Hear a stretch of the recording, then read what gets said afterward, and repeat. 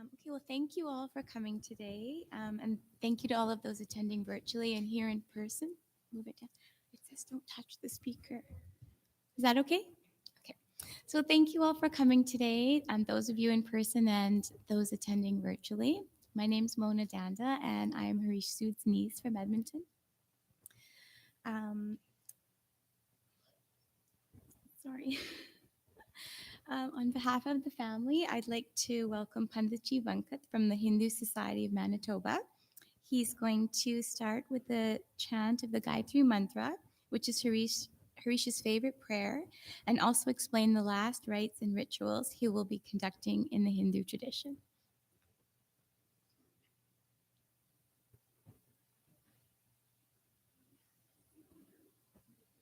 Namaste. Good morning. So I will just say the Gayatri Mantra. People who know can chant with me. Om Bhurbhuvasvaha Tatsaviturvarenyam Bhargo Devasya Dhimahi Dhiyo Yonah Prachodayat. Om Bhurbhuvasvaha Tatsaviturvarenyam Bhargo Devasya Dhimahi Dhiyo Yonah Prachodayat. Om Bhurbhuvasvaha Tatsaviturvarenyam Bhargo Devasya Dhimahi Dhiyo Yonah Prachodayat. We'll chant also the Mrityunjaya mantra, which is the chant for eternity, immortality. Om Triambakam Yajamahe Sugandhim Pushtivardhanam Urvarukamiva Bandhanat Mrityur Mukshi Yamamritat. Om Triambakam Yajamahe Sugandhim Pushtivardhanam Urvarukamiva Bandhanat Mrityur Mukshi Yamamritat. Om Triambakam Yajamahe Sugandhim Pushtivardhanam Urvarukamiva Bandhanat Mrityur Yamamritat. So, our funeral rites are called Antyeshti, that is the final wish of Mr. Sood. So that is his final wish he want to fulfill, and it is also called Naramedham by one word. Another word is Pitrumedham. Naramedham means it is the final yajna. We perform a yajna every day in our Vedic tradition. We have to perform yajna every day in our house. Every morning and evening and afternoon, we have to perform the yajna. That is a far ritual. We call it in English, but it's called yajna and in our Vedic tradition. The reason we perform the yajna is to understand that life is a sacrifice. We have to constantly sacrifice to move up in our life.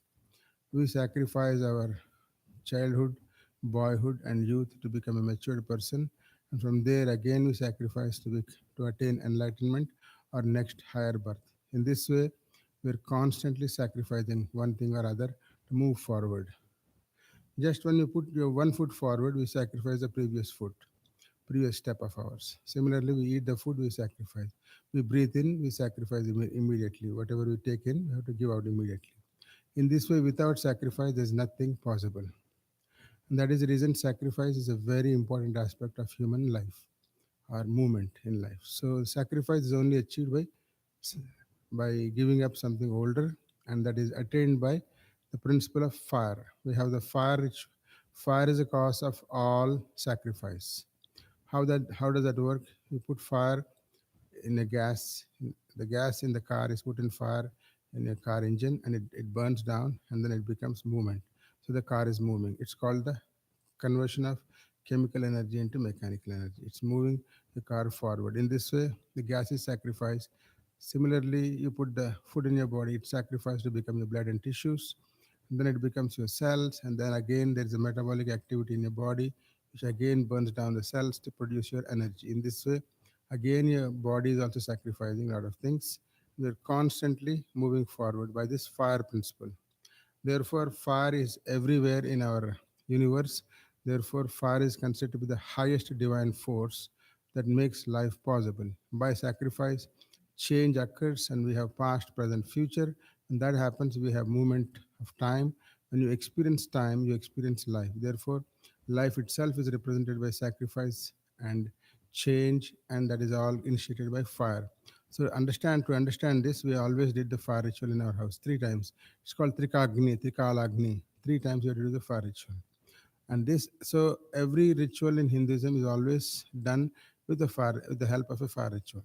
So we do any ceremony, there's always a fire ritual involved. And similarly, the life is celebrated with fire ritual. Even death is also celebrated with fire ritual, because the body need to be sacrificed so that the soul gets detached from this world and attains the next higher birth or salvation, depending upon the good karmas of the soul. It might be the last birth, or it might be another higher birth might come, because when you sacrifice the body, the soul slowly detaches from the family, friends, and the community and all the previous life to move on to the next higher life. So the soul initiates this yajna, but because the soul is not living in the body at this time, it takes the help of children. And according to Hinduism, you become immortal the moment you have children. The reason for that is because you live through the children, grandchildren, great grandchildren. In this way, your body also becomes immortal, constantly reproducing itself and multiplying itself. So it's always the person passed away still lives in the family, in the kids, in the grandkids, in the great grandkids. He lives on forever. And our cells and DNA are coming from billions of years from the past and will continue in the millions of years in the future in the form of our kids, grandkids, great grandkids, and they go on like this. So when this yajna is being performed, this yajna is called naramedham, when the body itself is offered into the fire. The other word for this is called pitrimedha, when the parent's body is offered into the fire. So in this way, he himself is doing this fire ritual through the help of the kids. And then he does his final yajna so that he moves far further higher ahead. And then he will, when the body is put in the fire, it dissolves back into the nature. The soul ascends to the next life. And the kids help the person to attain a new life in a higher world. Just like the father attracts the soul and brings it to this world, delivers it to the mother, and mother delivers to the world. So in this way, father is the one who attracts the soul to come into this world. Father has initiated the process of birth of a person in this world. She attracts the soul.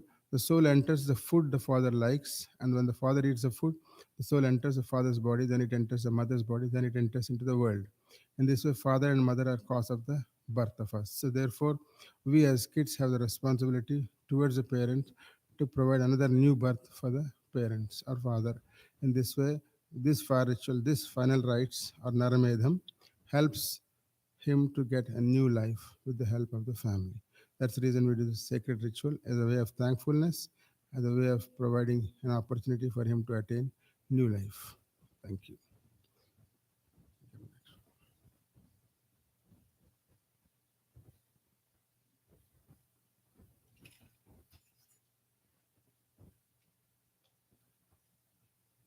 Thank you, Panditji. I forgot to mention one housekeeping item. If you could please put your phones on silent before we start the speeches. Next, Anil Sood, Harish's youngest son, is going to say a few words. And please forgive him, he's just recovering from laryngitis.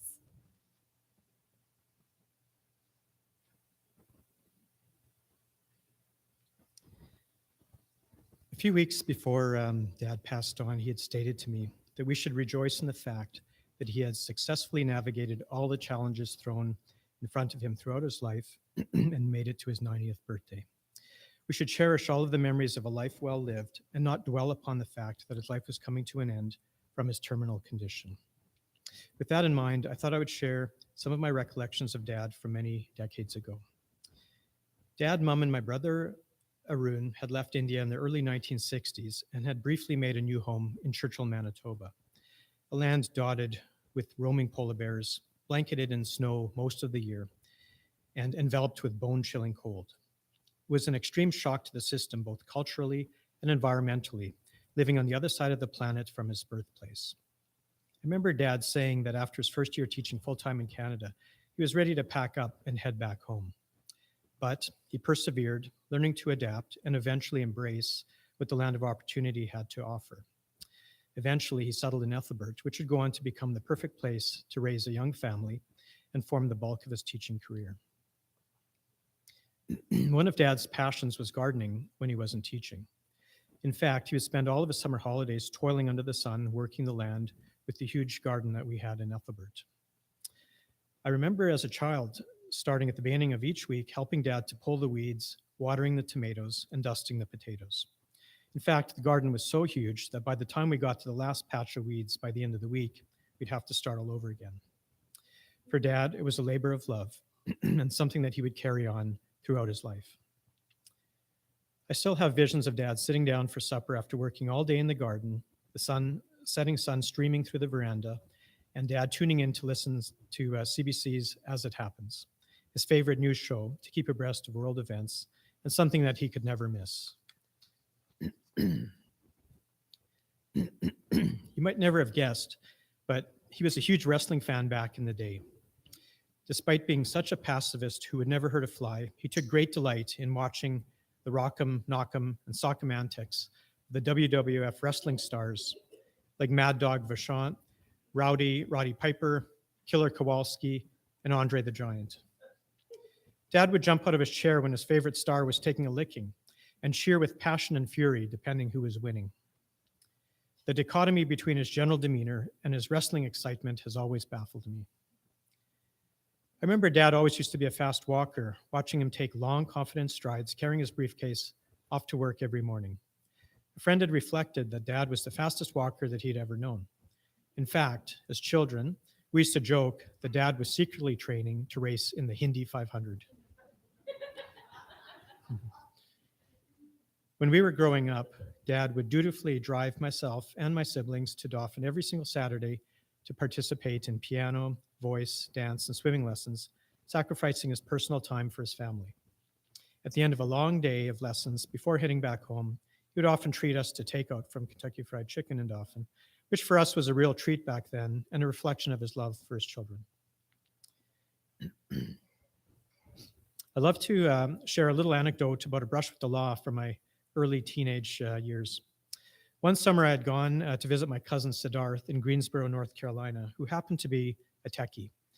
He had told me that anybody could write to NASA and obtain blueprints for things like the space shuttle, missiles, and bombs. And I found this kind of intriguing. So when I returned back to Ethelbert, I went to visit my friend Brian and conveyed this newfound knowledge to him.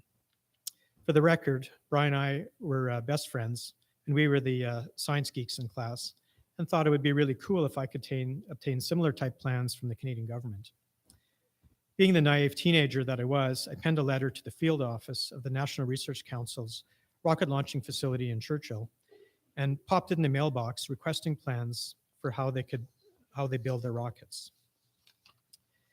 3 days later, I was greeted with a knock on the door and a local RCMP officer standing there, wanting to have a little chat with Mom, Dad, and myself.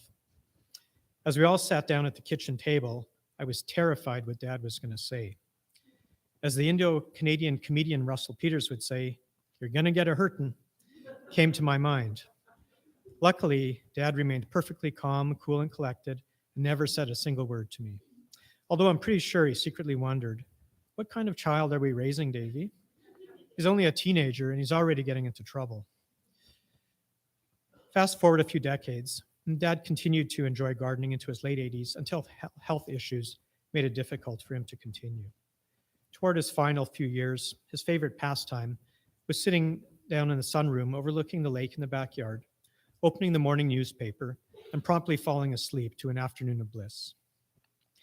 I'll cherish these moments forever and memories of Dad for the rest of my life. Dad, we love you and wish you safe passage wherever the afterlife may take you.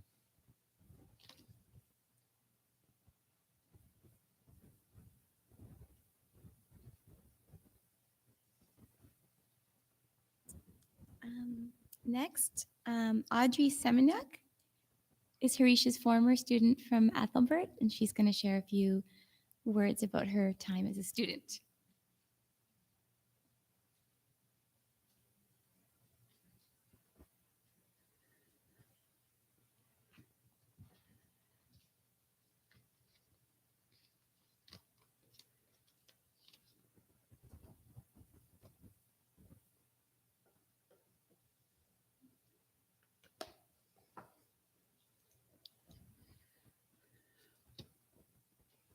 Morning, everyone.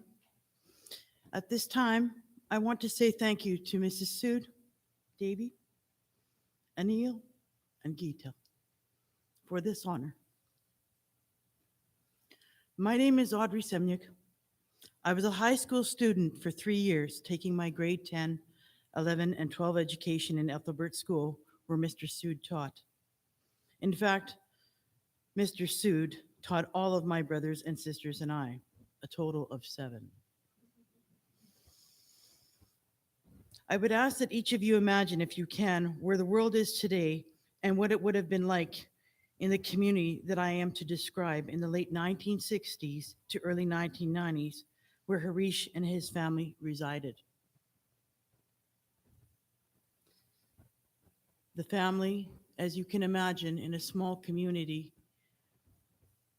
would have had many challenges far away from their homeland.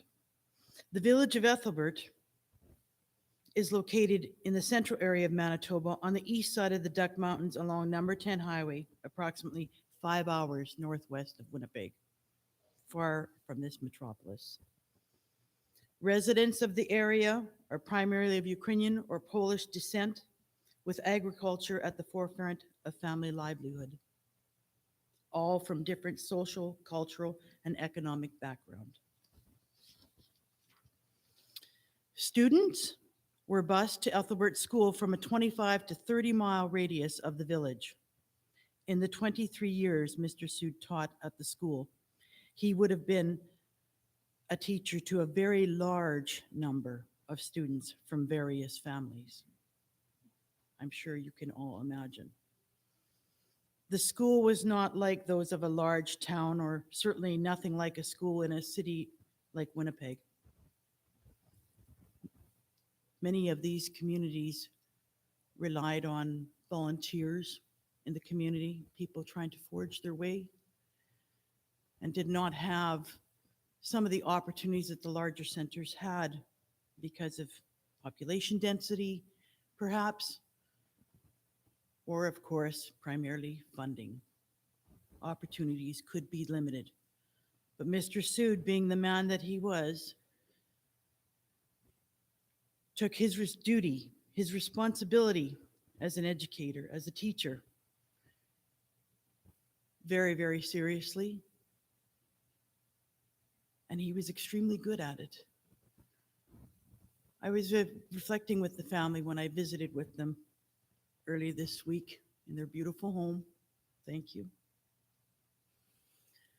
We discussed so many things, and it was such a huge time then that I can only imagine the family, how it would have been for them, being of East Indian Hindu background, vegetarian, in a community like this. I'm sure you can imagine. Just think of being worlds away and living in this community. Mr. Sood was very committed to his responsibility as a teacher, dedicated. Words that would come to mind is dedicated, responsible, dutiful,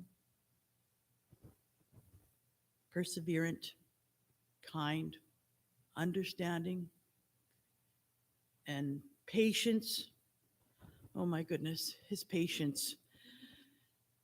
If I can share with you, I was not his star pupil. I should clarify that right now.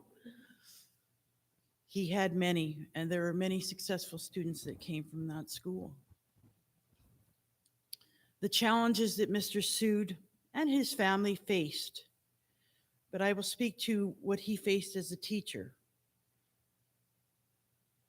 Classrooms of bustling students from all over.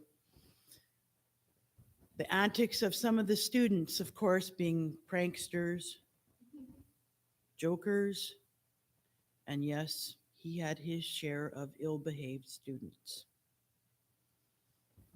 But he always, always was very, very patient and very committed when he conducted his classes. I'm reminded that he was, when sitting in his class, Mr. Sood taught from his textbooks for so long. He knew those textbooks inside and out, word for word. He would come to school in the morning as a vision, as I remember and was reminded that you could see Mr. Sood in his intensely brisk pace making his way from his family home to the school with his satchel of today's lessons as we were all unloading from the buses from all over the area, and him making his way to his classroom. He would write his notes, conduct his classes, write his notes with the chalk. Some of them would have a chalk sleeve, if some of you may remember, or to write with. Many of the times it would be perhaps almost a little nib of chalk. Mr. Sood would pensively roll that chalk in his hand all the time and would write briskly from the very top to the beginning and the end of the board his notes. There were, you can almost be certain they were word for word from those textbooks, right to the very bottom. And if you didn't keep pace with him, he would usually start, once he ran out of room, erasing from the top right down to the bottom. So if you had other ideas of doing other things in class and didn't keep pace with him, rest assured you were not going to catch his lessons. And because he would very quickly, with his hand, if a brush was not available, erase everything. I did not relish some of the things that happened in class, and I can recant some of these, and they were some quite perilous, mostly all in good humor, and just to test Mr. Sood, of which he always passed with flying colors, of course. Some classmates would take the Bunsen burners, empty the alcohol on the top of the counters in the lab, and start it on fire. You can imagine Mr. Sood, calm, cool, and collective, a little bit of elevation, a little bit of excitement. His voice might elevate a little bit, but you boys should not do that. You should not do that. He was trying to teach you something. You see, his duty was to ensure that he imparted a knowledge to individuals in the hopes that they would be valuable, productive citizens for the future society.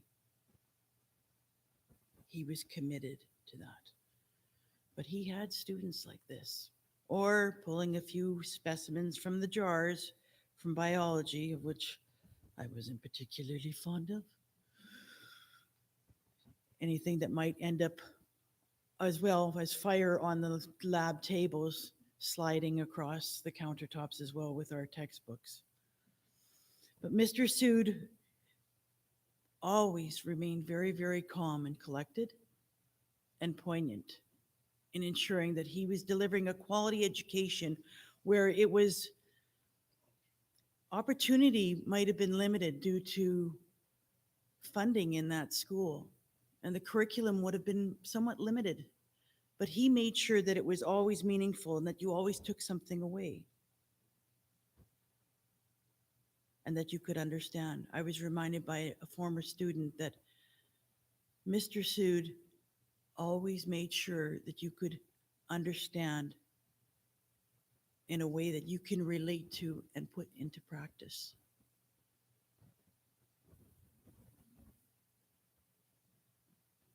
He was amazing as a teacher. His patience, as I said before, his patience was paramount to everything. My goodness. If I could only possess that kind of patience that he had. With everything else that was going on in the room, or not going on, he felt that it was as challenging as it was sometimes to deliver a lesson, he would persevere, and persevere also being a characteristic of Mr. Sood that would contribute to his success and his legacy. Some would say that I didn't do very well in Mr. Sood's class because I couldn't quite understand him. Mr. Sood, as some may not know, had his master's in English And although it was not his first language, bear in mind that some of these students that he taught also, English was not their first language either. Hence, some of the challenges trying to reach students and impart some sort of meaningful education to those who are trying to get an education and those who are providing an abundance of entertainment while you went to school.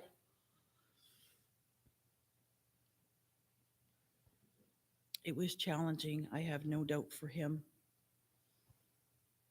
But all the time, again, conducting his class with his chalk, I can see it clear as day as I would try occasionally sneak into class, hoping he would notice, opening the door of the lab at the back, crawling beneath the desks to get into the very back of class, only to be called out and humiliated. I deserved it, of course. After all, this man was spending the greater part of his time to commit to teaching us what he knew and what he hoped that we would grasp and take away to become the citizens that he felt a duty to provide an education that was meaningful and to move forward and be a contributing citizen.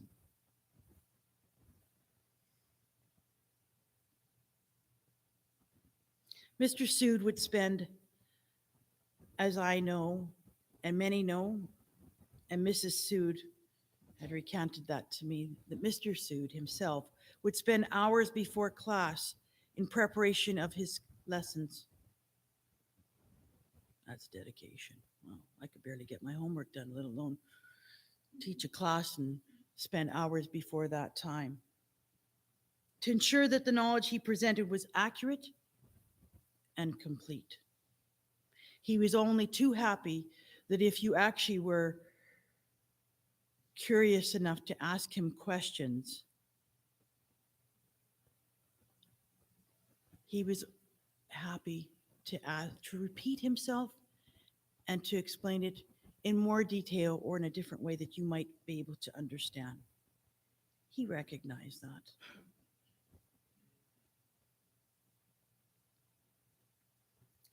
The family in Ethelbert were iconic, really. When you were in Ethelbert, I remember my community that I was from 20 miles away where they were. But I had forged many relationships and friends and students and knew many families in the area. But the Soods were iconic. And they stayed in the community, became vibrant citizens in the community, and contributed. It was amazing to see how a family would immerse themselves in a setting like this and to be successful, to develop many relationships, understanding of the culture. Many people would try and understand their culture as well. It was a very, very interesting time. But more than anything, Mr. Sood persevered at the insistence of Mrs. Sood that it was important for them to become part of the community fabric.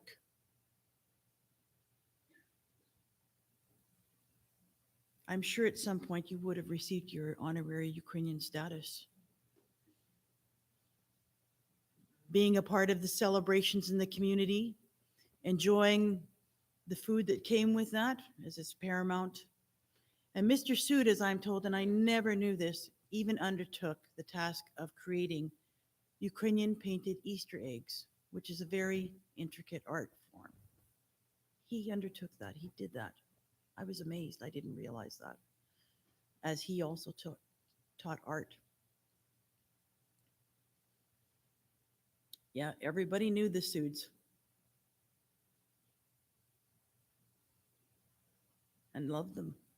Many, many families know the Soods. If you talk in the air to some in the area, know the Soods and can remember.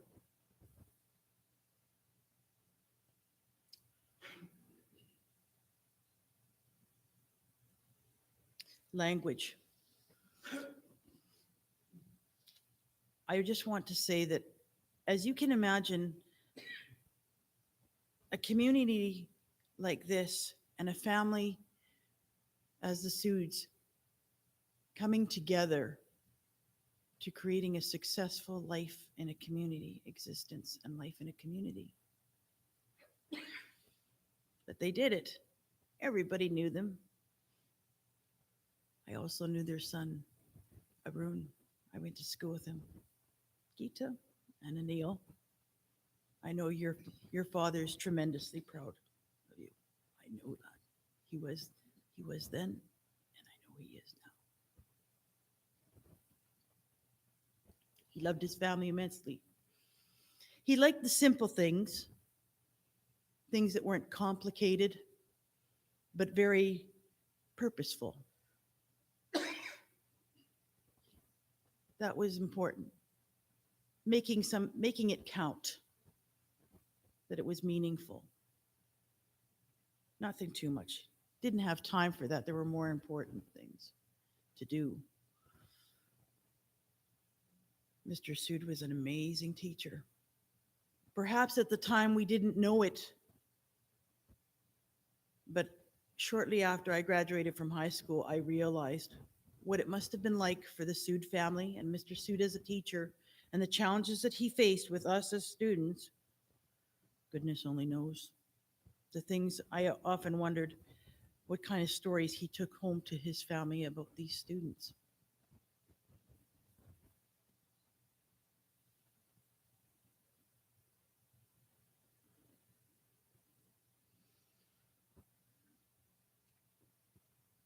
Mr. Sood made an impact on a lot of students. He was committed. He made a difference. He served his purpose. He did his duty to the best of his knowledge. And he did it extremely well. I was there for only 3 years, but the span of generations really that he taught. He was a very committed. He was very, very committed to his duty and persevered no matter what was in front of him, alongside with his wife and his family, to ensure that they made a difference in the community and in the lives that they touched. And for that,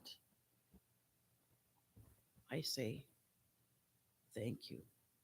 It is with the utmost respect and thanks that I say thank you, Mr. Sood, for your perseverance, your commitment, your kindness, your understanding,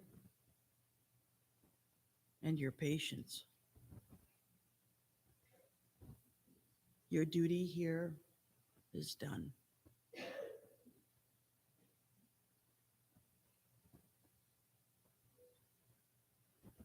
I wish at this time again to say thank you. Mr. Sood will not be forgotten from those that he touched their lives. Thank you. I pray that Mr. Sood in his next life has a life, lives life in eternal peace, soft peace, and joy and love. Thank you.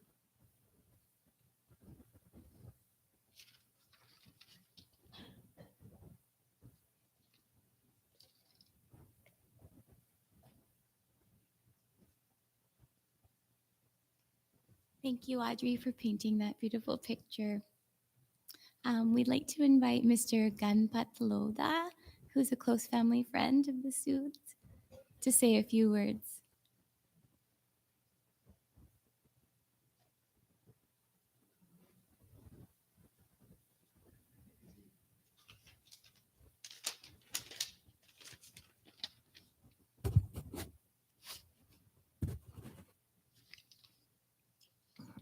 Hello, family and friends. My name is Ganpat Lodha. We have known Harish ji and Devi ji for over 30 years. Some memories come and go, and some memories are things you want to hold on to. I would like to share some memories of our friend Harish ji. After moving from Calgary to Pinawa in 90s, our family would travel to Winnipeg to participate in Hindu temple activities. We came to know Harish ji and his family there, and our friendship came closer after my wife Manju learned that Devi ji had known her mother's side of the family in Jaipur, India. This encouraged more frequent get togethers over time. As our friendship deepened, we started addressing Devi ji as Mausi, and Harish ji silently accepted the role of Masaji, a sign of our respect for him. We moved from Pinawa to Winnipeg in year 2000, and our friendship grew. I know Harish ji as someone who was willing to lend a helping hand to his friends and even to unknowns. During that year, a Buddhist retreat was held at ruins near St. Norbert Art Center. Manju exhibited her artwork. It was suggested that her 20 watercolor paintings on conception of and birth of Lord Buddha be hung outside on trees. This meant they would need to be taken down every evening.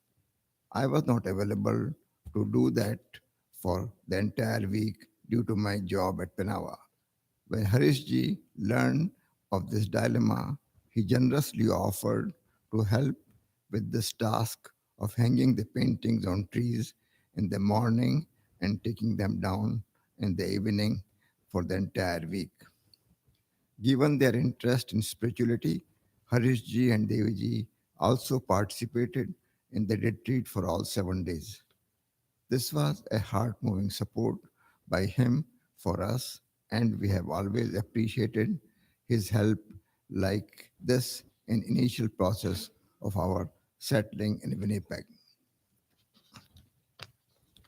Our group of friends used to have monthly potluck, and there we had learned about their accomplished children like Arun, Anil, and Geeta, who were all recognized on Dean's honors list while they were studying in the university. During these years, this must have been the training which Harish ji gave them while he was teaching other people in the class. During these years, we also became aware of Harish ji's keen interest in yoga and gardening. Inspired in part by Harish ji's daily practice of yoga, Manju and Devi Masi, along with other friends, initiated a seniors wellness program at the Hindu Society about 11 years ago. The group has grown to over 50 participants and is going strong. Although the group is run by trained yoga instructors, Harish ji volunteered to lead the yoga class whenever the instructors were not available. He even volunteered to fill in as a speaker for the wellness seminars by giving talks on how, as a senior, he has been keeping fit and active. We all admired soft but firm expression of his views from, during conversations and have learned a lot from him. My mind cannot believe that he is not with us anymore. For past 35 days, my mind has been thinking of a Hindi song, O Jaane Wale Ho Sake To Laut Ke Aana, which is about wishing that the person who has left us comes back because we're missing the good times we spent together. O Jaane Wale Ho Sake To Laut Ke Aana. Thank you.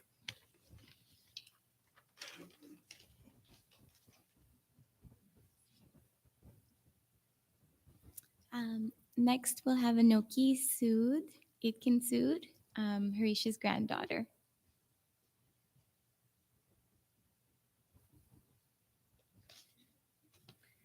Hello, my name is Inoki. I am Nana's granddaughter, and I would like to share a few things about him. He grew up on a small farm in India and loved animals. His dream job was to become a veterinarian, but his family could not afford that. His favorite animal on the farm were the water buffaloes, and when I first saw them in India, I used to call them water cows, which made him laugh.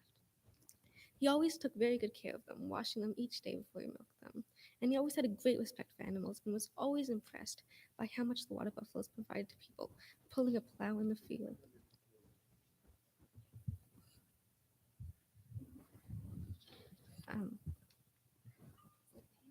Um, pulling a plow in the field and providing milk to his family.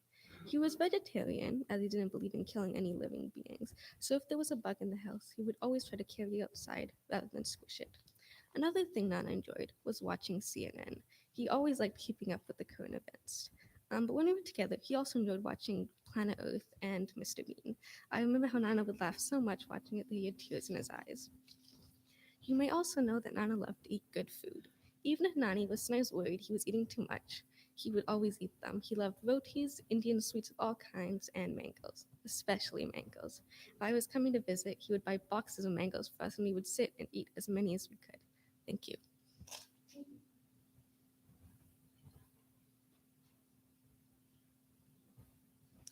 Thank you, Inoki. And next, Geeta is going to say a few words about her dad.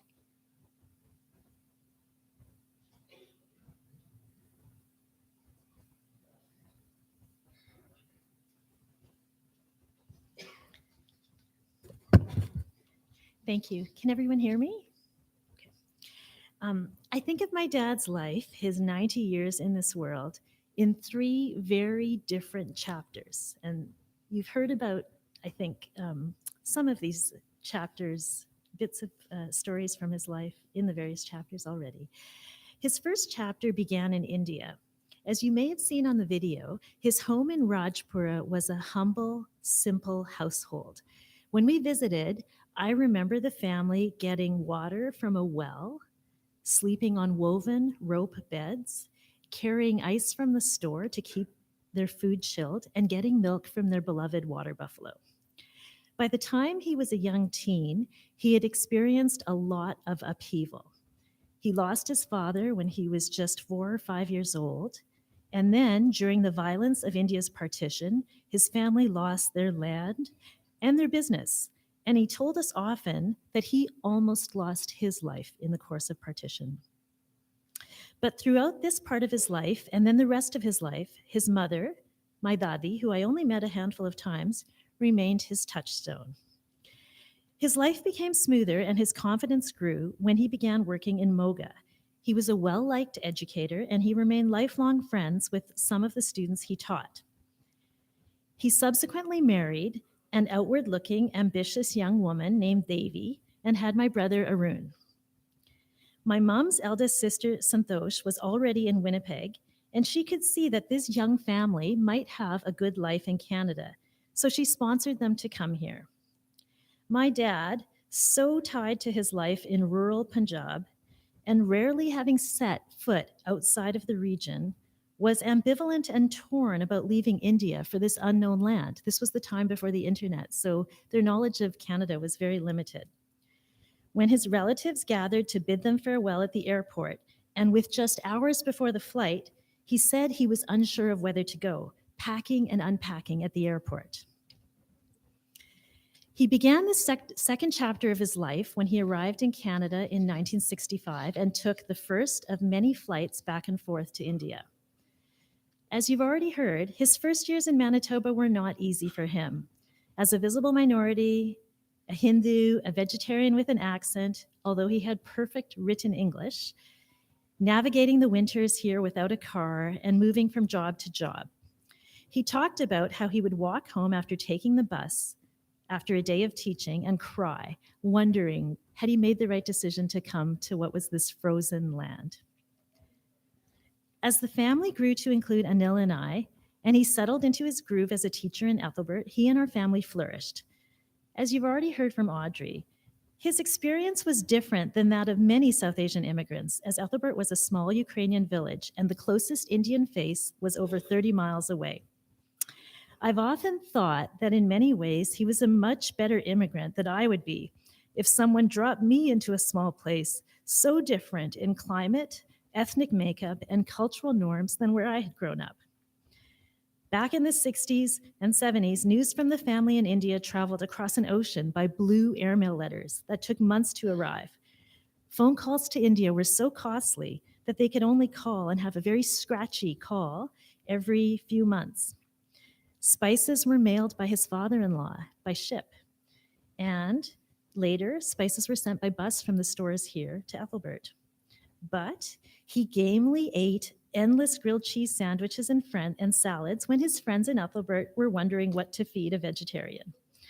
He came to love pierogies so long as they weren't cooked in lard and didn't have bacon. And he let his kids be immersed in a very Ukrainian environment. He not only survived, but he thrived, enriching many students' lives and volunteering in various organizations to help make Ethelbert a vibrant community. He made sure we didn't miss out because of living in a small town.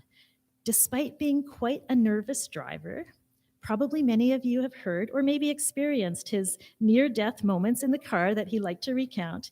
I think he drove thousands of miles over the years to take us across Manitoba for music lessons and art lessons and summer camps and hockey games and 4-H activities. But my dad also held on to his roots. He started every Sunday morning with the 5 of us doing puja at home, and he drove us dozens, maybe hundreds of times to Winnipeg over the years to expose us to Hindu religion at the temple and have us learn Indian dance. He began his 3rd and final chapter in 1990 when he retired and moved to the city. This period, too, had joys and losses. He was robbed of the pleasure of seeing Arun spread his wings and follow the path he had dreamed for him. As Arun got sick, Dad tried the best he could to understand his illness and help him, and he and Mom and Arun together got involved in the Manitoba Schizophrenia Society. But Dad also had many joys in this period. He witnessed his granddaughter be born and grow up, and he was able to embrace the local Indian community and feel that comfort from living amidst people who look like you, speak your language, practice your religion, and have the same cultural references. I'd like to close by saying thank you to him. Thank you for taking such a big mental leap and getting on that plane in 1965, despite your trepidation, to make a better life, not just for yourself, but for your wife and your children. Thank you for weathering so much and persevering through the early loss of your father, the loss of the hopes you had for your eldest son, and also living away from your cultural community for so many years. Thank you for living a life of simplicity and frugality without artifice and pretension. As you've already heard, Dad had very simple pleasures. He liked fresh vegetables from his garden, warm rotis, ripe mangoes, and a cozy bed. I think he was an early environmentalist as well. He never threw things away. Some of us thought he was a little bit of a hoarder, actually. And he didn't want material things. He only got his first new car in his 70s. You constantly sacrificed your own needs and comfort so that you would leave behind as much as you could for us. And finally, thank you for your bravery. I don't know if you saw yourself as brave, but as I look back at your life, I do.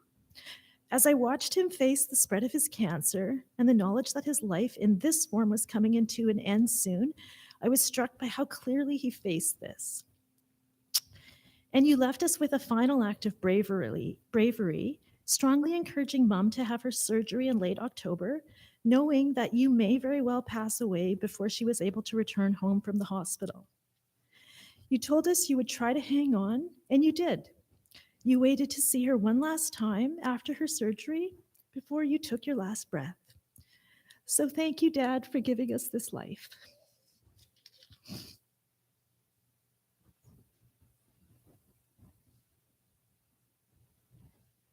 And we'd like to call Rob, Harish's son-in-law from Edmonton.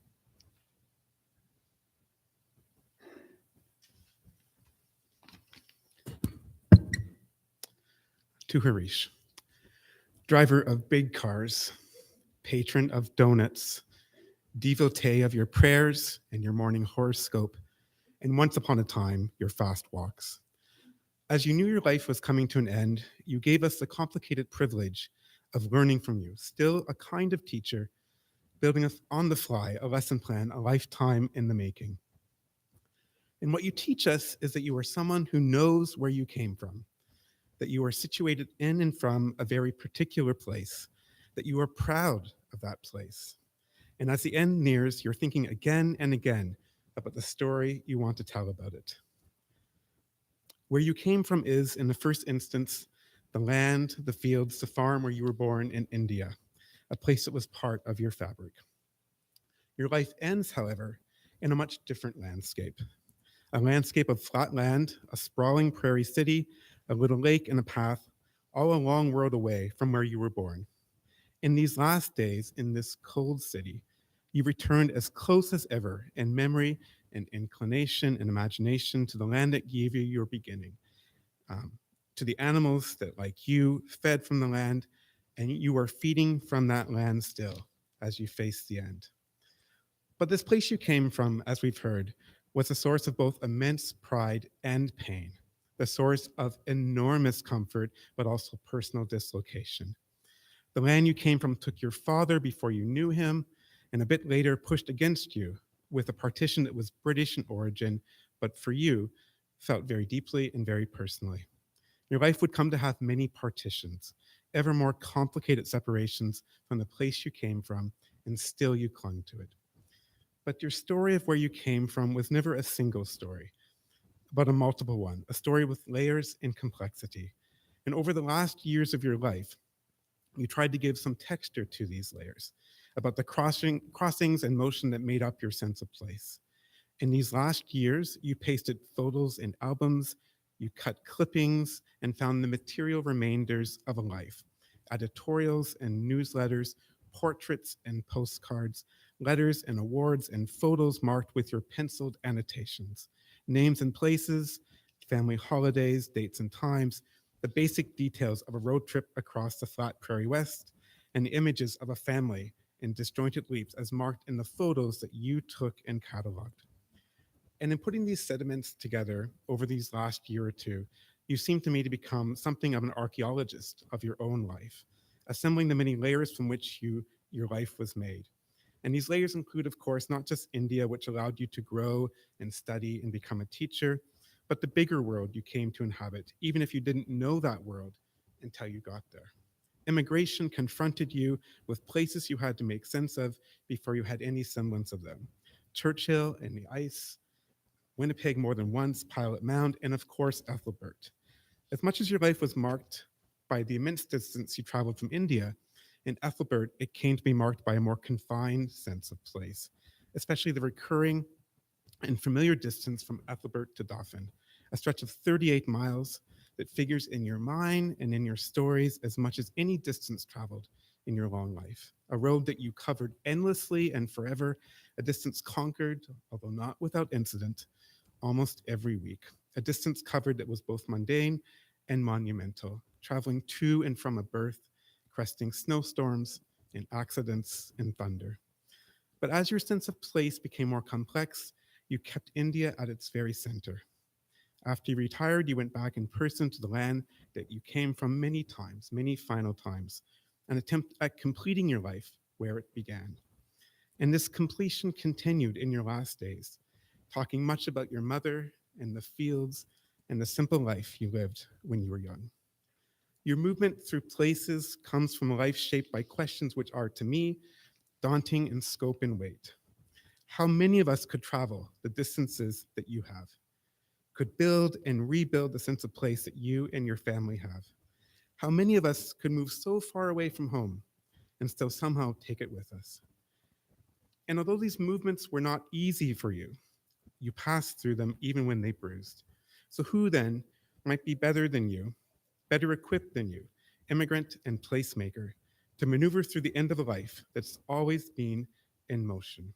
You seem to know instinctively that to end a life spent away required understanding and returning to home, even if for you, home was many places at once. The peace of a life that is taken only after it has returned somewhere familiar. Sophie Cabot writes, quote, To get there will fall away, and to look back is to see what I saw. To take on the precise edge of how it ends is also where it begins, end quote. A life is space and distance and time, and Harish looped across them all, crossed and was crossed by them, and is now, as always, back where he belongs.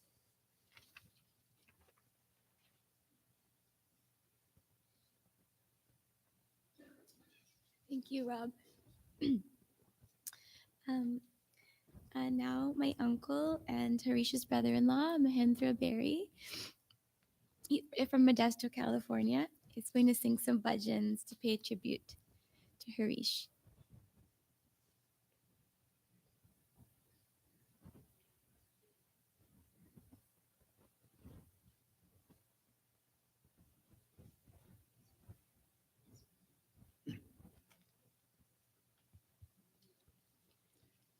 My name is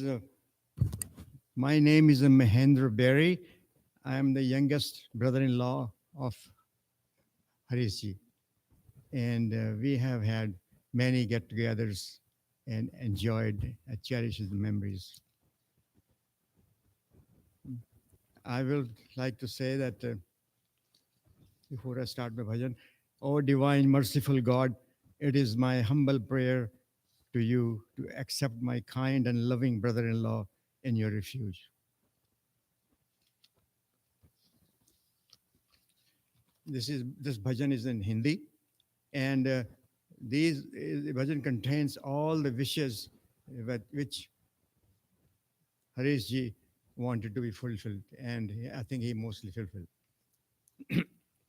मेरे बांके बिहारी मो पे कृपा करो, मेरे कुंज बिहारी मो पे कृपा करो, मेरे गिरवर धारी मो पे कृपा करो, मेरे रमण बिहारी मो पे कृपा करो, रास रचैया मो पे कृपा करो, हो बंसी बजैया मो पे कृपा करो, हे गोविंद मुँह पे कृपा करो, हे गोपाल मुझ पे कृपा करो, देखो भिखारी आया मोहन तेरी गली में, श्रद्धा के फूल लाया मोहन तेरी गली में, मैंने सुना है माधव तुम तो दया निधि हो, मैंने सुना है माधव तुम तो दया निधि हो, विश्वास मुझको लाया मोहन तेरी गली में, देखो भिखारी आया मोहन तेरी गली में, नैनों के दोनों प्याले दर्शन से भर दो प्यारे, नैनों के दोनों प्याले दर्शन से भर दो प्यारे, इच्छा दर्श की पाऊं मोहन तेरी गली में, इच्छा दर्श की पाऊं मोहन तेरी गली में, देखो भिखारी आया मोहन तेरी गली में, मोहन तेरा पुजारी ये तुझसे मांगता है, मोहन तेरा पुजारी ये तुझसे मांगता है, एक बार समा जाओ इस आँख की पुतली में, एक बार समा जाओ इस आँख की पुतली में, देखो भिखारी आया मोहन तेरी गली में, दिलदार हो तो जानू स्वीकार हो तो मानू, दिलदार हो तो जानू स्वीकार हो तो मानू, जिसने जो चाह पाया मोहन तेरी गली में, जिसने जो चाह पाया मोहन तेरी गली में, देखो भिखारी आया मोहन तेरी गली में। रहमत के बह रहे हैं दरिया तेरी गली में, रहमत के बह रहे हैं दरिया तेरी गली में। किस चीज की कमी है मोहन तेरी गली में, देखो भिखारी आया मोहन तेरी गली में। तेरे करम से बेनियाज मुझे कौन सी मिली नहीं, तेरे करम से बेनियाज मुझे कौन सी शय मिली नहीं। झोली भी मेरी तंग है, झोली ही मेरी तंग है, तेरे यहाँ कमी नहीं, श्रद्धा के फूल लाया मोहन तेरी गली में, देखो भिखारी आया मोहन तेरी गली में, देखो भिखारी आया मोहन तेरी गली में। जय श्री कृष्ण, राधे श्याम।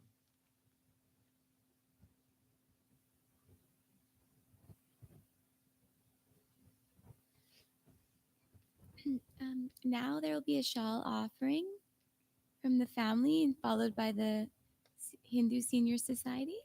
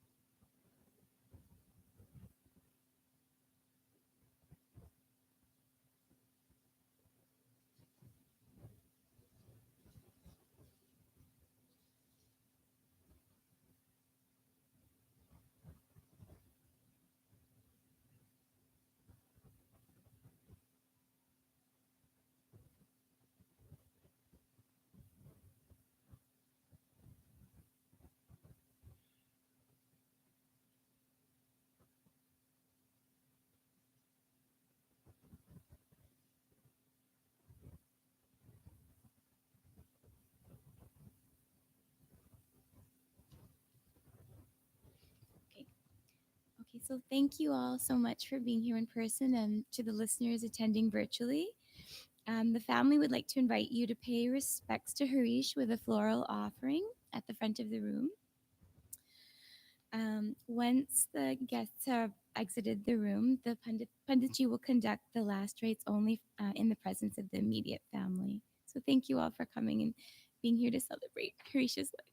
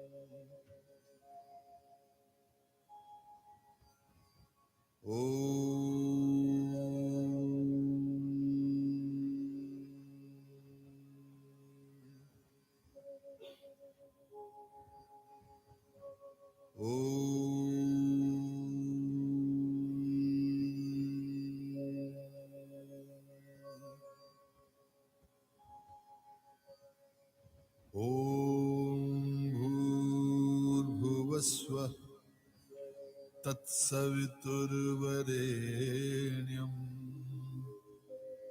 भर्गो देवस्य धीमहि धियो यो नः प्रचोदयात्।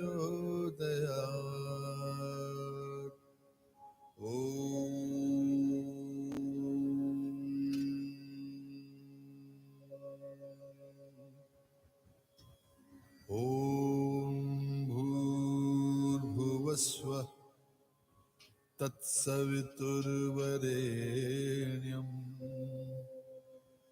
भर्गो देवस्य धीमहि धियो यो नः प्रचोदयात्।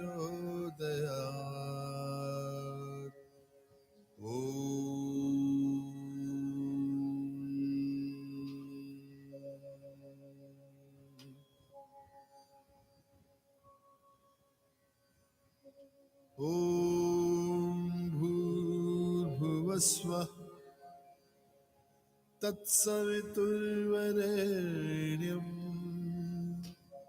भर्गो देवस्य धीमहि धियो यो नः प्रचोदयात्।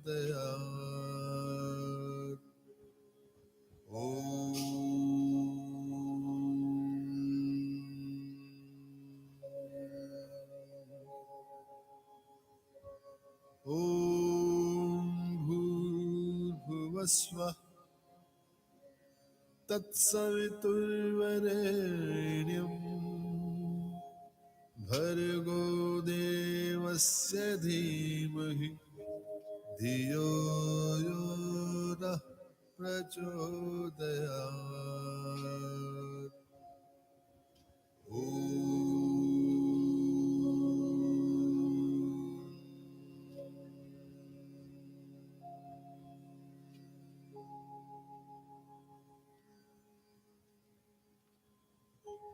ॐ भूर्भुवस्वः तत्सवितुर्वरेण्यं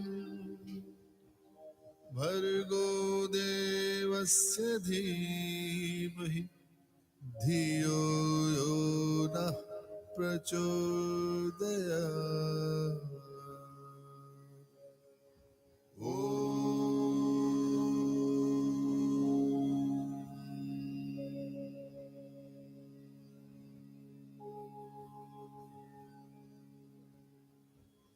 ॐ भूर्भुवस्वः तत्सवितुर्वरेण्यं भर्गो देवस्य धीमहि धियो यो नः प्रचोदयात्।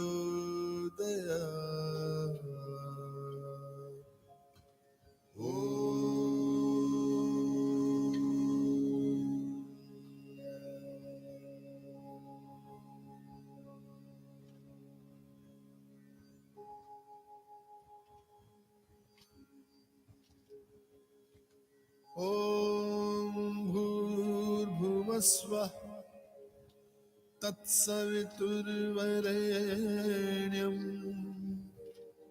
भर्गो देवस्य धीमहि धियो यो नः प्रचोदयात्।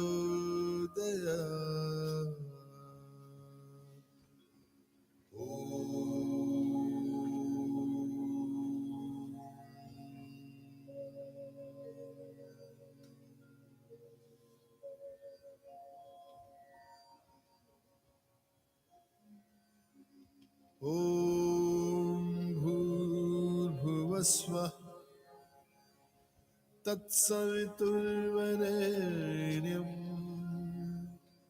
भर्गो देवस्य धीमहि धियो यो नः प्रचोदयात्। ॐ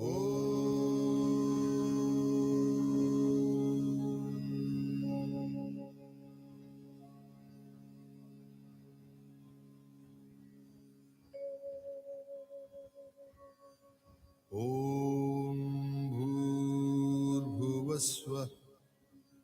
तत्सवितुर्वरेण्यं भर्गो देवस्य धीमहि धियो यो नः प्रचोदयात्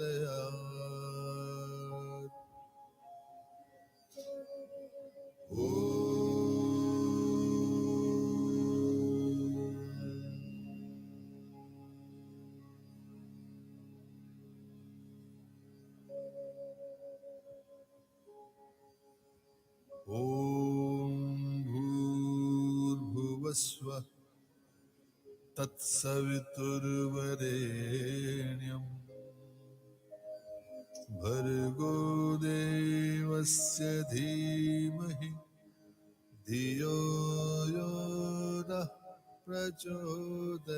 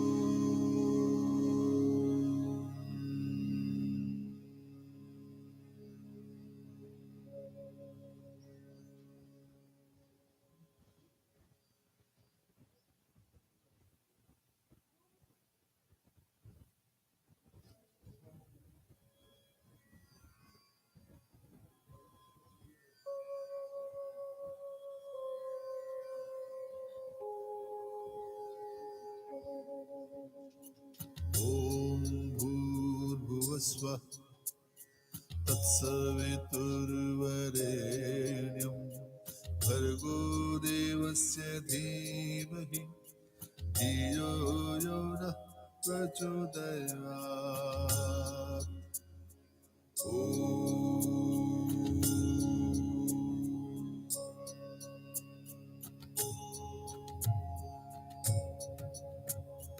ॐ भूर्भुवस्वः तत्सवितुर्वरेण्यं भर्गो देवस्य धीमहि धियो यो नः प्रचोदयात्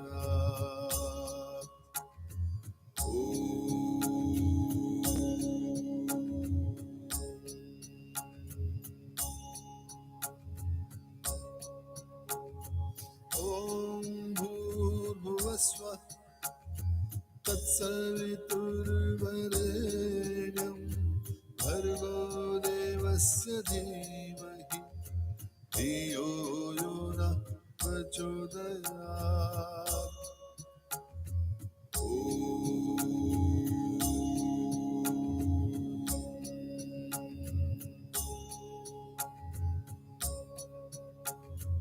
ॐ भूर्भुवस्वः तत्सवितुर्वरेण्यं भर्गो देवस्य धीमहि धियो यो नः प्रचोदयात्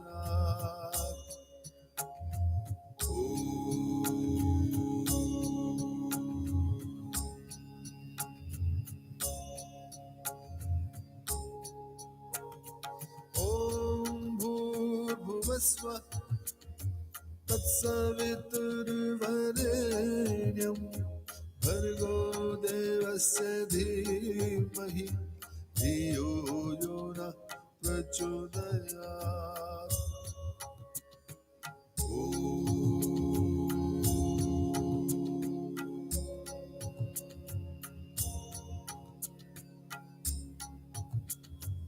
ॐ भूर्भुवस्वः तत्सवितुर्वरेण्यं भर्गो देवस्य धीमहि धियो यो नः प्रचोदयात्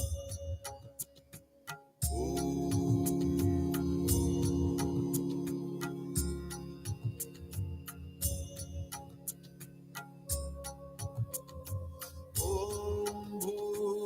भूर्भुवस्व तत्सवितुर्वरेण्यं भर्गो देवस्य धीमहि धियो यो नः प्रचोदयात्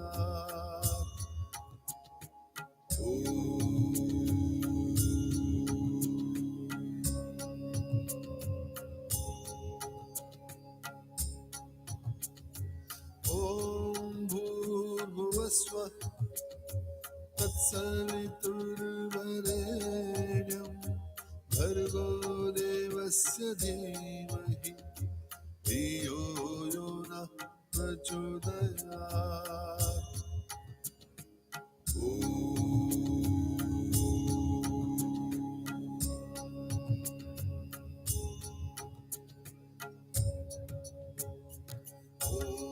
भूर्भुवस्व तत्सवितुर्वरेण्यं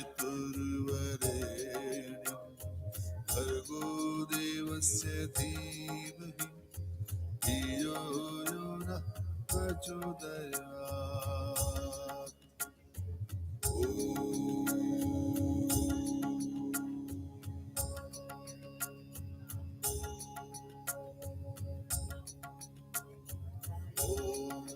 भूर्भुवस्व तत्सवितुर्वरेण्यं भर्गो देवस्य धीमहि धियो यो नः प्रचोदयात् भूर्भुवस्व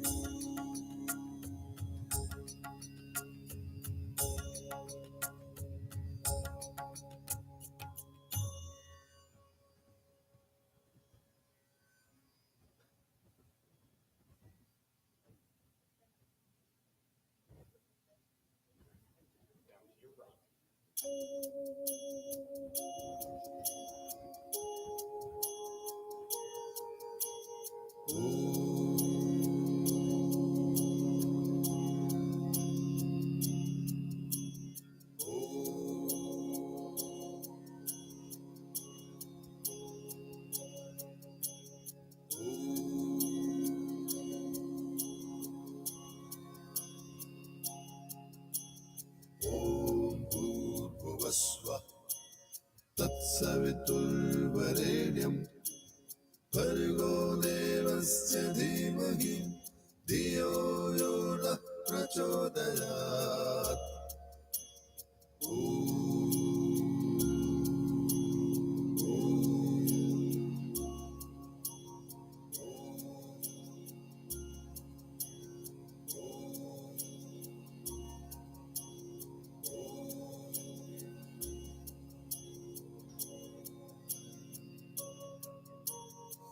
ॐ भूर्भुवस्व तत्सवितुर्वरेण्यं भर्गो देवस्य धीमहि धियो यो नः प्रचोदयात्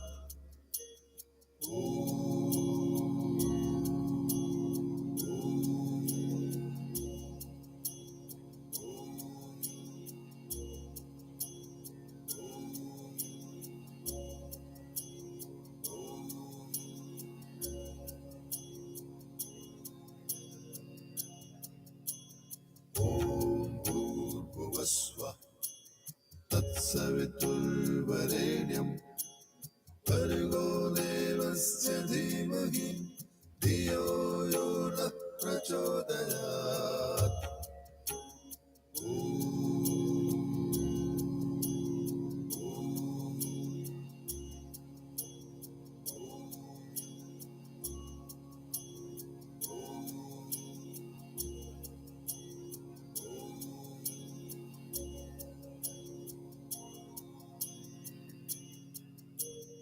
ॐ भूर्भुवस्व तत्सवितुर्वरेण्यं भर्गो देवस्य धीमहि धियो यो नः प्रचोदयात्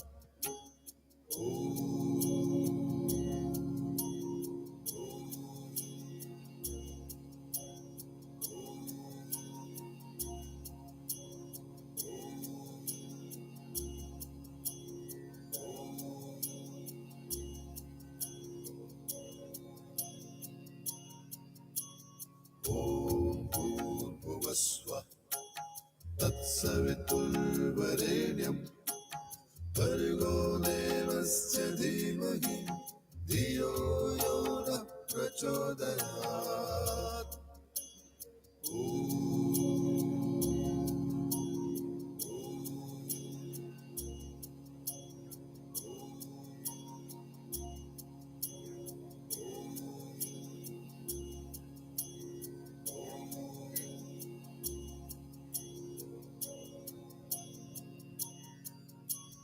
ॐ भूर्भुवस्वः तत्सवितुर्वरेण्यं भर्गो देवस्य धीमहि धियो यो नः प्रचोदयात् ॐ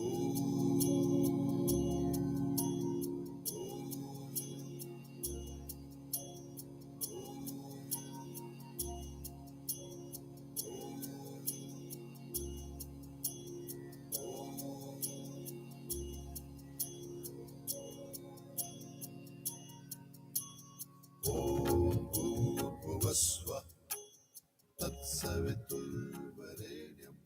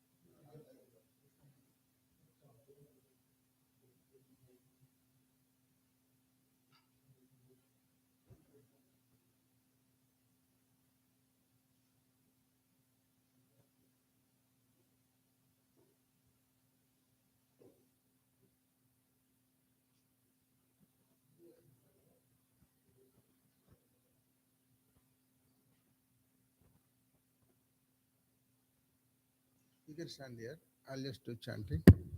I'll pray to our gurus. Om Guru Brahma Guru Vishnu Guru Devo Maheshwara Guru Sakshat Parabrahma.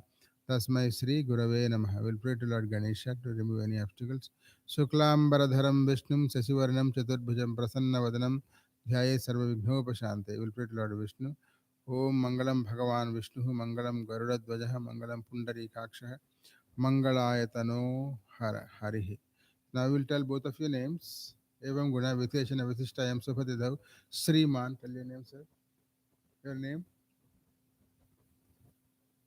Huh? Huh? Anil.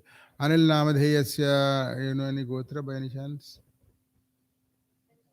Huh? Kashyap Gotrasya, Anil Namadheyasya Kashyap Gotrasya, Gita Namadheyati Kashyap Gotravati. Then for your father, Mama, Pituhu, his name Harish.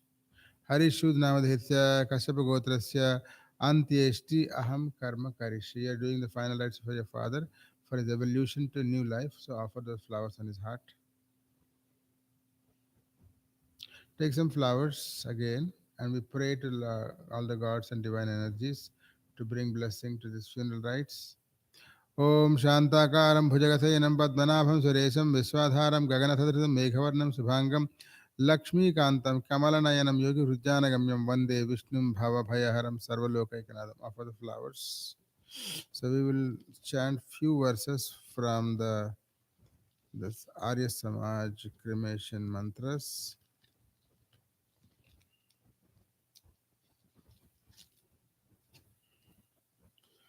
They are same as Hindu mantras, but they are slightly Vedic mantras. So we want to chant them. Om Agnaya Namaha for flowers.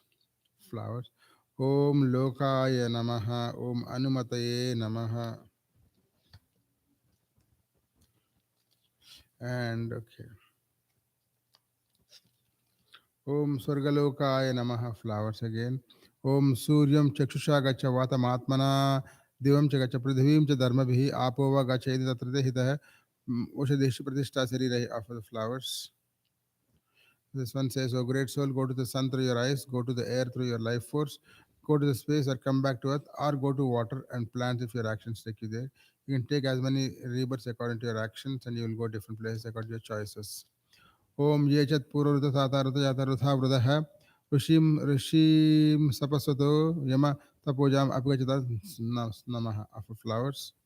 O great soul, you attain the same status as the souls who did great austerities, penance, and spoke truth and lived truthfully. Om Sionasmai Bhava Prithivya Nakshara Niveshini Yachasmai Sarma Sapradhan Namaha. Of flowers. O soul, if your actions make you come back to this world, let this world be free of thorny difficulties for you. Let this world provide you good accommodation with ample happiness. Om Tapasaye Anadhrishyasa Tapasaye Swaryayuhu Tapoye Chakri Mahastamsi Devapi Gachatat Namaha. Flowers again. O great soul, you attain the same status as the souls who attain nobility by their great sacrifices and great hardships. Om Yuyajhante Pradhaneshwaraso Ye Tanutyajaha Yeva Sahasra Dakshinamsi Devapi Gachatat Namaha. For flowers. O great soul, you may attain the same status as the souls who sacrifice their bodies in noble cause. Om Apemam Jiva Arudhan Gruhebhya Stam Nirvahata Parigramaditaha Mrityurya Masyasi Duta Prajeta Asun Pitrabhyo Gamayam Chakara Namaha. Of flowers. O soul, you realize the journey for this life cycle is over. Leave your family and relatives who are filled with sadness. This death is the messenger of God which will take you to higher life. Om Prehi Prehi Padapi Purve Bhir Yatrana Purve Pedra Pareyuhu Ubha Rajana Sadvadaya Madanta Yamam Pasyati Varanam Cha Devam Namaha. Flowers. O great soul, you take the same path which your forefathers have taken since eternity. This path of forefathers has both life and death. You understand your eternal soul and realize you take this mortal physical body to experience this world. Those complete some of the mantras as a message to the soul. So we'll prepare the body for the far ritual. So the first one is one second. We want to sprinkle Ganga Jal as a way of bathing the body in a simple way. Take there's also a glass of water there with tulsi in there. So there's tulsi water. Take some flower petals, dip in there. I'm just coming 1 second. Gangajal is already poured in that glass. I already poured the Gangajal in there. You can use a spoon and sprinkle also. Kashyap गोत्रस्य Harish Shudbredasya Mritasana Shavanimita Snanam Maya Dhiyate Tavopatishtitam. Just sprinkle the water on his body. It's like a bathing, but simple bathing.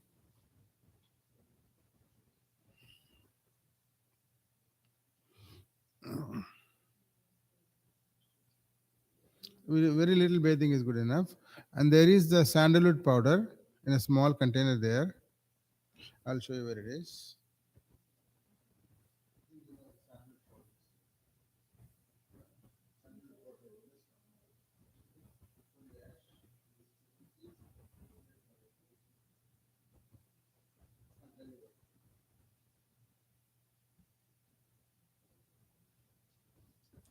We offer Chandan as a symbol of the body itself, which is continuously effusing good smell by constant rubbing against the time, or just like we rub the Chandan stick on a hard surface on a rock, and it effuses good smell. Just like that, the body also slowly, with the process of time, is continuously being rubbed in the time process, and slowly it dissolves. But in the meanwhile, it gives so many loving actions towards the family. To remember all that, we offer the Chandan. Sprinkle, put a tilak on his forehead, then rest of it sprinkle on him. Okay? Huh? Yeah, all of it. Put one tilak on his forehead. Okay? First, put tilak. Kashyapa Gotrasya Harish Pradha Shavanimitta Gandham Maya Dhete Tavopatishtitam. So this Chandan represents all the loving actions he has done towards your family, which made you happy, and so you remember that and thank him. Now take the flowers. We symbolically put a garland, just like the garland you put on the photo. The garland represents the series of loving actions he has done through the series of his many days of his life, many years and decades he has spent time with you, doing great service to you and loving actions to you. You remember all that in the name of this flower garland or flowers you offer to him. Offer flowers on him. कश्यपगोत्रस्य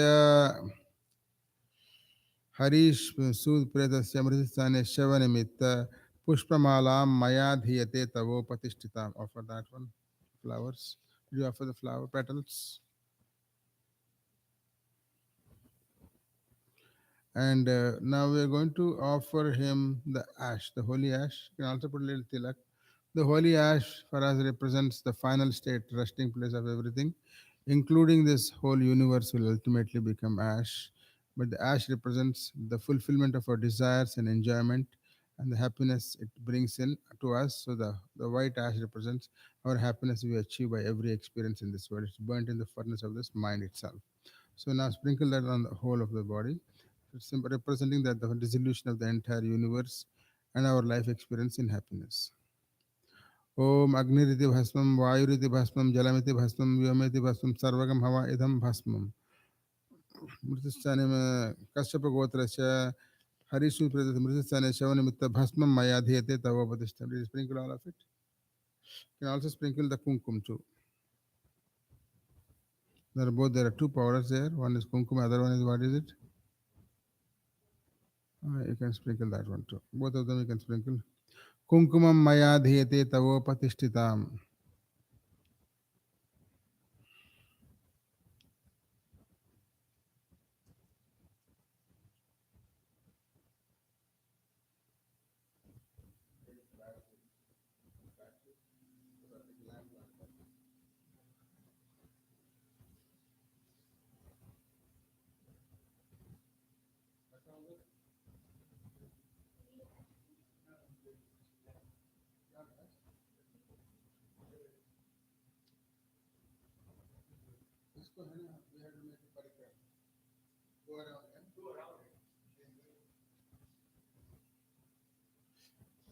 Don't go just from here. यमद्वारे यमद्वारे महाघोरे अंधेन तमसावृते तत्रावलोकनार्थाय दीपो यमोपतिष्ठताम्. कश्यप गोत्रस्य हरीश सूदप्रेतस्य मृतस्थाने शवनमित्त दीपम मया धीयते तवोपतिष्ठिताम्. You go three times. We are saying that we are lighting the road or the path for him through this lamp, which is our own prayers and love, which appears as a lamp itself. Because death causes some sort of sadness of separation, and as everybody experienced that when he left this family, he also experienced the same, but he left the whole of the family and the community and everything. So he's a little sad. Sadness appears as darkness on his path. So this prayers and love of yours is shown to him as a lamp so that he can travel on his path. Put back the lamp where you take it from. Now we're going to do a little prayer. Before that, you're going to take this five rice balls. You give it to your brother, and one of his family, five family.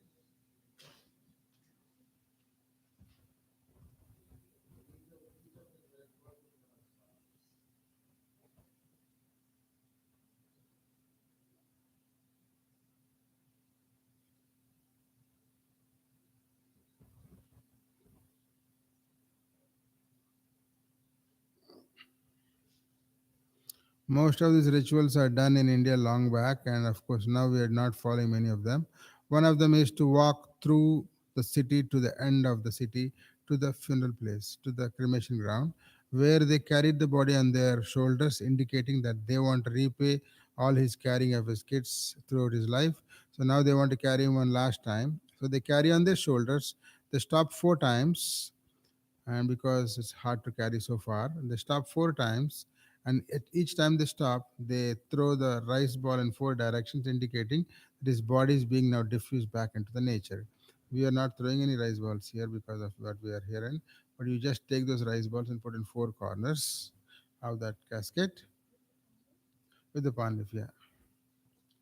Kashyap गोत्रस्य Harish प्रीतस्य मृतस्य शवनिमित्त एषित पिण्डं मया धेत तव प्रतिष्ठिताम्. Put the first one.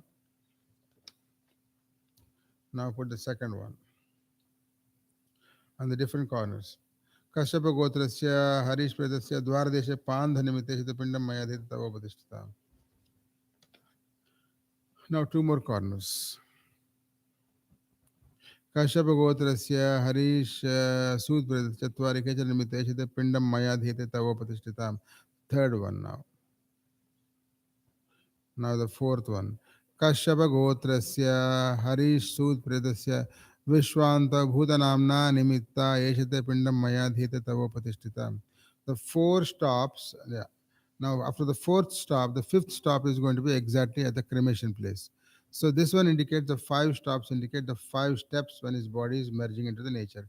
The solids, the liquids, the earth, the water, and then earth, water, then comes the fire. Fire is already gone when the person passes, and of course the air is already gone when the person passes. The heat is already gone. But only the now liquids and waters are there. The mind, emotion, and all that represent the space, memory, and everything. Space is already gone. So now the five elements are slowly, step by step, they are leaving now. So now the solids and liquids are left. So as a representation of five-step process of dissolution, we stop five times, and the fifth stop is at the place of cremation itself. So, and the fifth step, we put that rice ball in his hand, indicating that he is not taking anything with him, including his body. He is leaving it here. But the fifth one is all the good actions he has done are remembered many thousand many years, and all they always accompany him as good karma. So we'll put the fifth one in his hand.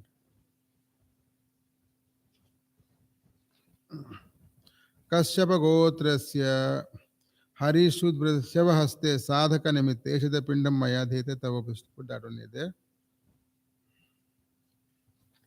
Take some flowers, and we're going to pray for his peace and release from these attachments, and then also to travel to the next world and attain a different birth. Okay, so chant this mantra, and you're going to offer the flowers. Mom can offer the flowers if you want at this time. ॐ अनाधिनिधनो देवः शङ्खचक्रगदाधरः अक्षयपुण्डरीकाक्षः प्रेतमोक्षप्रदो भव कृष्णकृष्णकृपालो त्वमगतीनां गतिर्भव संसारार्णवमग्नानां प्रसीद पुरुषोत्तम. Say everything, everybody with me. Om. If you can say Om. Tat Sat. Tat Sat. Pretatma Shantihi. Offer the flowers. We are asking his soul to be in peace.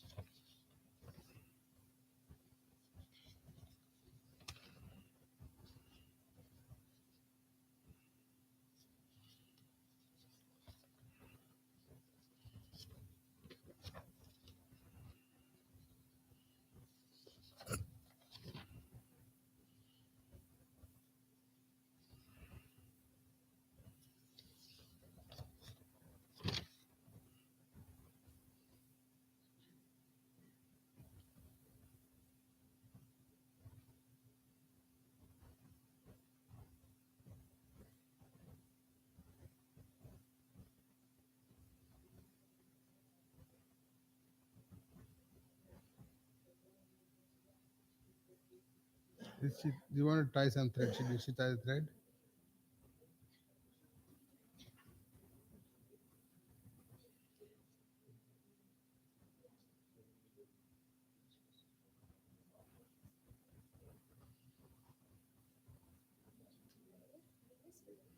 Right wrist.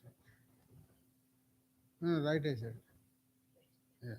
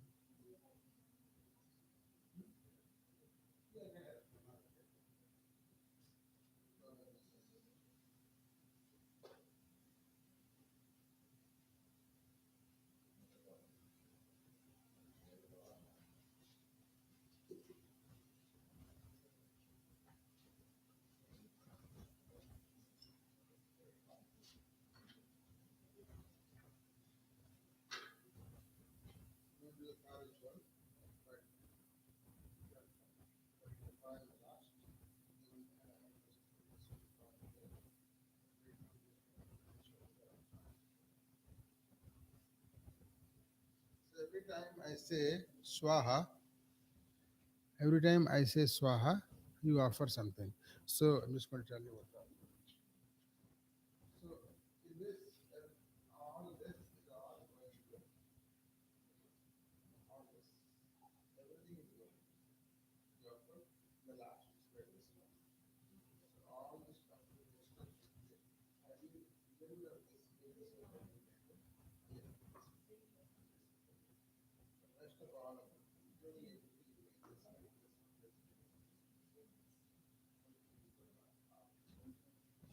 I'll just say Swaha and you offer it. And you offer. But this and this two. It's not good. That is good. I'll do one. I'll say exactly the way you do that. Okay, now start with three sticks. Three sticks. First three sticks. Okay. ॐ चत्वारि शृङ्गत्रयो अस्य पादद्वे शीर्षे सप्तहस्तासो अस्य त्रिदाभद्धो वृषभरोरवीति महोदेव मच्चगम् आविवेश स्वः first stick.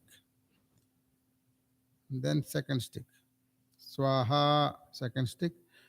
Then the third stick. Swaha. Now keep on adding the sticks and the samagri, that the wooden powder. I'll chant mantras and you could offer one by one. Om Lobabhya Swaha. Offer now. Om Tvache Swaha. Om Lohitaya Swaha. Om Medobhya Swaha. Om Mamsebhya Swaha. Om Stanubhya Swaha. Om Astibhya Swaha. Om Majjabhya Swaha. Om Retase Swaha.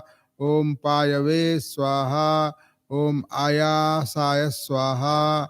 Om Prayasaya Swaha. Om Samyaya Swaha. Om Vyasaya Swaha. Om Buddhyaya Swaha, Om Shuche Swaha, Om Shochate Swaha, Om Sho. And leave the coconut for the last. Coconut and fruits for the last. That's it, that can go. Coconuts and fruits for the last, okay? Om Shochamanaya Swaha, Om Shokaya Swaha, Om Tapase Swaha, Tapyate Swaha, Tapyamanaya Swaha, Taptaya Swaha, Dharmaya Swaha, Nishkrityai Swaha, Prayaskityai Swaha, Bhejajaya Swaha, Yamaya Swaha, Antakaya Swaha, Mruchave Swaha, Brahmane Swaha, Brahmahatyayai Swaha, विश्वेभ्यो देवेभ्य स्वाहा ध्यावा पृथ्वीभ्य स्वाहा प्रेतवाहाय स्वाहा प्रेतसंख्याय स्वाहा प्रेतपाय स्वाहा प्रेतभूमिपाय स्वाहा प्रेतहंत्रे स्वाहा. Now we'll offer the fruits and coconuts in the last, but right now offer that halwa you brought. You can offer that sweet. Which one? That rice also is going.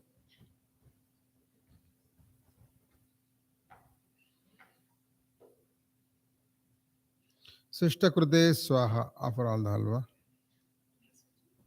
Yeah, offer that one too. Put that tulsi near his belly.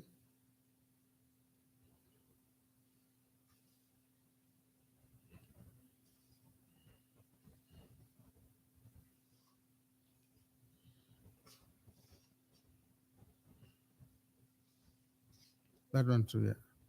Yeah, right now offer the ghee. Now the ghee, there's a spoon in the water, you can take that. But it's careful, it's very liquidy. So there's a small container of ghee in front of that one too, offer that one too. So there is that one too. Later you can offer, yeah. All of them, yeah. Om Chittim cha Swaha Chittaya Idam Om Chittisya Swaha Chityadam Om Akutim cha Swaha Akutiyaya Idam Vijñatam cha Swaha Vijñataya Idam Manasya Swaha Mansekvaryasya Swaha Darsasya Swaha Radhantarancha Swaha Om Bhu Swaha Om Bhuvas Swaha Om Suvas Swaha Om Bhur Bhuvas Suvas Swaha. Now the final offerings, the one nariyal on the heavy one near the head, the light one near the waist, you can put. Om Sarvam Vai Purnagvam Swaha.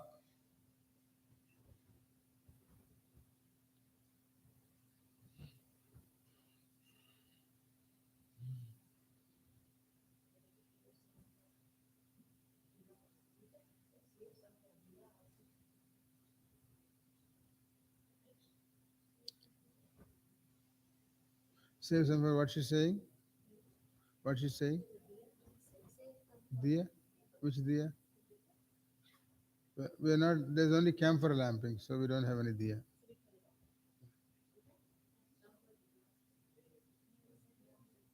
Where is the diva? I don't know. Where is the diya? Hmm?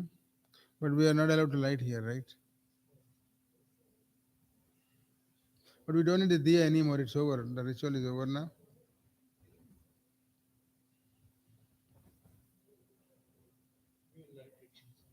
Yeah.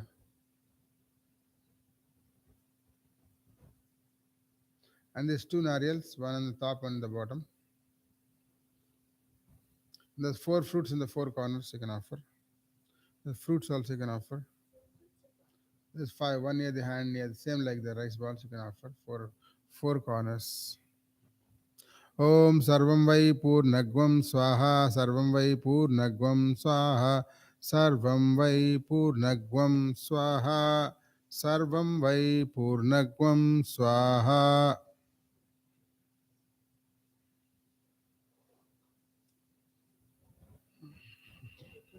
Hmm?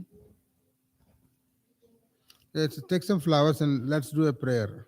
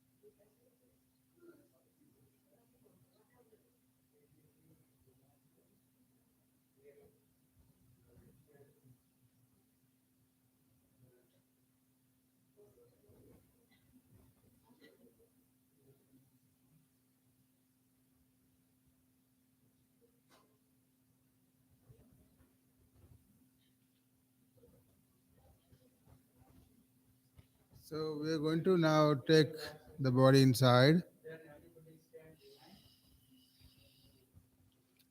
So that last camphor one, you're taking that one, right? Yeah.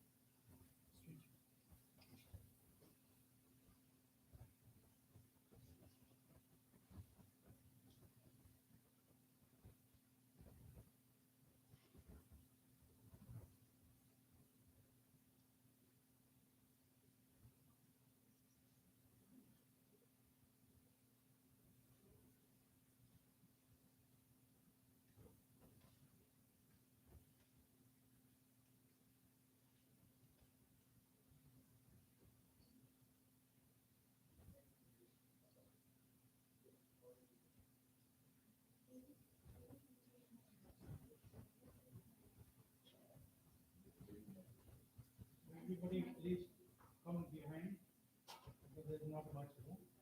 Let's come behind the casket.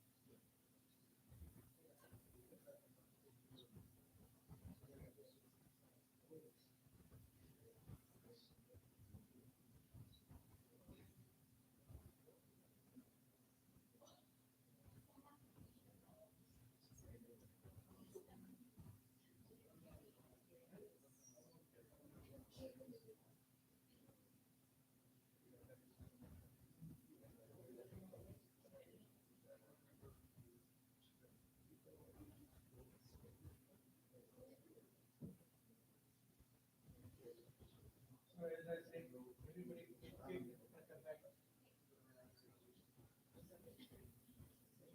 back.